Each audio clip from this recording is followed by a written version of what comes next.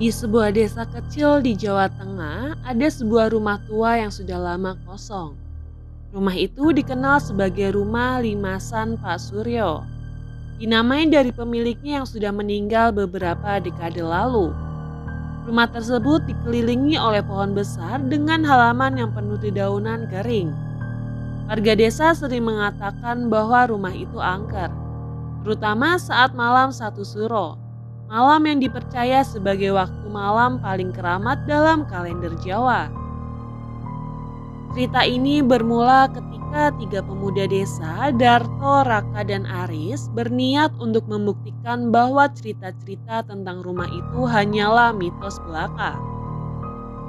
Mereka mendengar cerita bahwa di malam satu suro, sering terdengar suara gamelan dari dalam rumah. Meskipun rumah itu sudah kosong.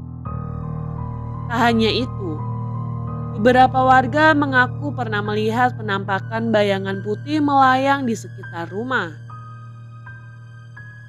Kita buktikan kalau itu cuma omong kosong, kata Darto dengan nada penuh tantangan. Meski ragu, Raka dan Aris akhirnya setuju untuk menemani Darto menginap di rumah tua itu pada malam satu suro. Malam mencekam dimulai. Ketika malam satu suro tiba, ketiga pemuda itu pergi ke rumah tua tersebut dengan membawa lampu petromak, tikar, dan makanan ringan. Suasana malam itu begitu sepi.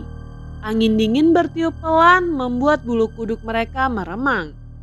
Sesampainya di rumah, mereka membuka pintu yang sudah berkarat dan masuk ke dalam. Di dalam rumah, suasana terasa sangat sunyi. Dinding-dinding kayu yang lapuk dan atap yang bocor menambah kesan menyeramkan. Mereka menyalakan lampu petromax dan duduk di ruang tengah, mencoba mengobrol untuk menghilangkan rasa takut. Namun, semakin malam suasana semakin mencekam.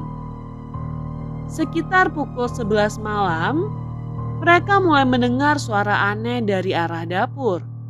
Suara seperti langkah kaki seorang yang berjalan pelan. "Siapa itu?" tanya Aris dengan suara gemetar. Tidak ada jawaban. Darto yang paling berani berdiri dan berjalan ke arah dapur sambil membawa lampu. "Mungkin cuma tikus," katanya. Namun saat ia membuka pintu dapur, ia melihat sebuah bayangan besar melintas cepat ke arah belakang rumah. Darto terdiam. Tubuhnya membeku dan ia langsung kembali ke ruang tengah tanpa berkata apa-apa. Tepat tengah malam, suara gamelan mulai terdengar dari ruang depan. Suara itu begitu jelas seperti berasal dari dalam rumah. Raka yang mulai panik berkata, "Kita harus keluar dari sini." Namun pintu rumah tiba-tiba tertutup sendiri dengan keras. Lampu petromax yang mereka bawa tiba-tiba padam, meninggalkan mereka dalam kegelapan total. Dalam kegelapan itu, mereka mulai melihat sosok-sosok bayangan bergerak di sekitar mereka. Salah satunya adalah seorang wanita berpakaian kebaya putih dengan rambut panjang yang menutupi wajahnya. Wanita itu berdiri di pojok ruangan, diam mematung tetapi auranya begitu menakutkan. Darto mencoba membaca doa dengan suara bergetar, tetapi wanita itu perlahan mulai bergerak mendekatinya. Saat itu pula suara tawa melengking memenuhi ruangan, membuat tiga pemuda itu berteriak ketakutan. Dengan keberanian yang tersisa, mereka berlari menuju pintu depan. Anehnya, pintu yang sebelumnya terkunci kini terbuka lebar.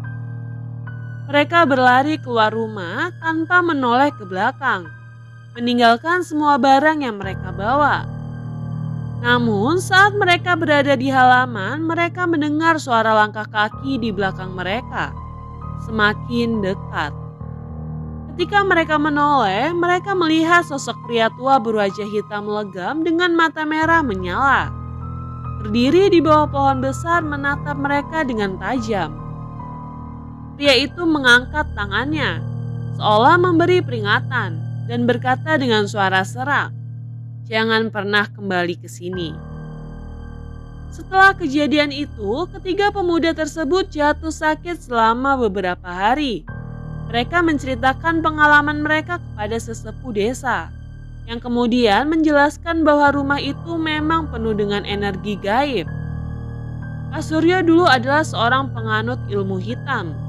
Setiap malam satu suro, arwahnya kembali untuk menjaga rumah itu, kata sesepuh desa. Sejak saat itu tidak ada lagi yang berani mendekati rumah tua tersebut, terutama pada malam satu suro. Warga desa percaya bahwa rumah itu adalah tempat berkumpulnya makhluk-makhluk gaib yang tidak ingin diganggu. Dan hingga kini suara gamelan dan penampakan bayangan putih masih sering terdengar oleh siapapun yang nekat melewati rumah tua itu di malam yang keramat.